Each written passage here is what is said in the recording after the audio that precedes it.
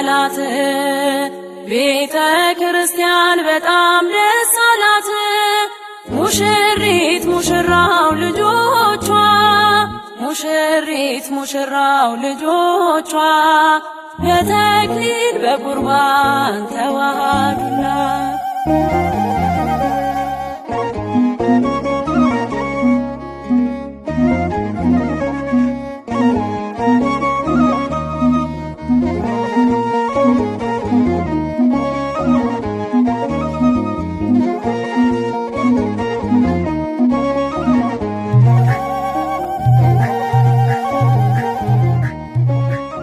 ዓለም ታምር ሠራ በማየ ቃና እመቤታችን ባንቺ